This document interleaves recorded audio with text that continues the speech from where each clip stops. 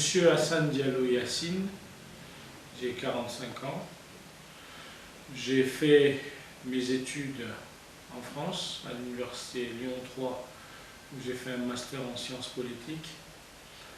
Ensuite, j'ai fait, après les attentats du 11 septembre, une spécialisation sur le risque terroriste à travers une formation à cheval entre le Quai d'Orsay, l'école supérieure de police de Saint-Cyr-au-Mont-d'Or en France et l'université Lyon 3 qui concernait les risques NRBC, nucléaires, radiologiques, biologiques et chimiques.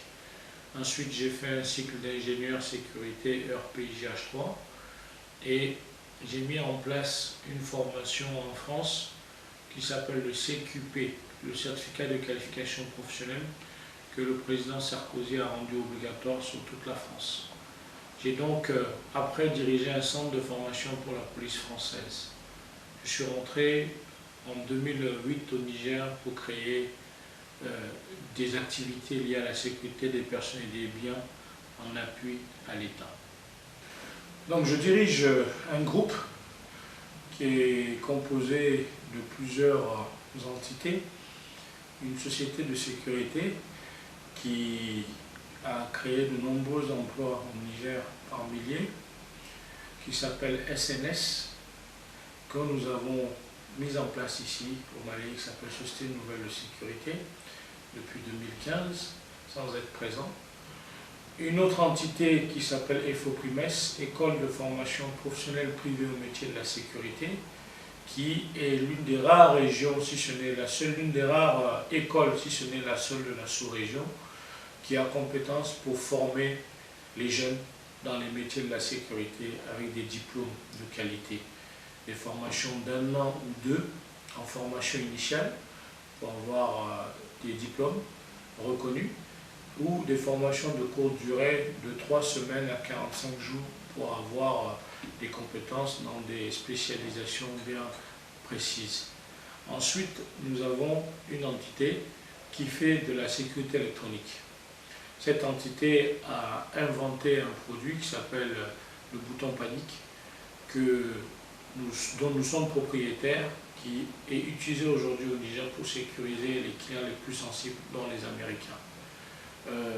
Je suis à moitié malien, plus que Diallo, et j'ai le cœur au Mali. Donc après avoir mis en place ces 3 entités qui aujourd'hui ont permis de résorber une partie du chômage des jeunes, de lutter contre l'immigration, ce qui est dramatique, et surtout de former les jeunes dans un métier d'avenir, qui est le métier de la sécurité des personnes et des biens. C'est fier de cette expérience de plus de 10 ans que nous sommes venus avec l'ambition d'être utiles au Mali. Parce que nous estimons que les problèmes que vivent les Nigériens sont identiques aux problèmes que vivent les Maliens. Les enjeux liés à la sécurité sont aujourd'hui universels. C'est un objectif autant pour le Mali que pour le Niger. Et de par les amitiés très profondes qu'il y a entre nos 2 États, nous avons estimé aussi qu'en tant qu'entrepreneurs privés, nous pouvons apporter notre petite contribution au Mali.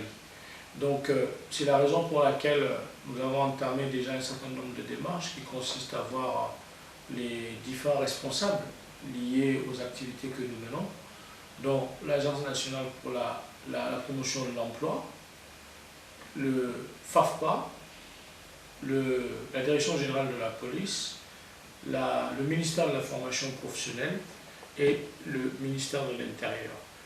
Aujourd'hui, nous avons cette volonté de mettre en place un projet utile pour le Mali qui va résorber le chômage, qui va créer de l'emploi pour les jeunes, qui va accompagner l'État dans ses inlassables efforts pour sécuriser les personnes et les biens, et qui va aussi lutter contre l'immigration, ce qui est un grand fléau pour notre jeunesse. Donc voilà un peu ce pourquoi nous sommes au Mali, et nous pensons que ce projet est un projet porteur de par la volonté politique affichée du peuple malien, au premier rang desquels le chef de l'État, par cette synergie entre nos deux pays. Voilà la raison pour laquelle nous sommes actuellement au Mali.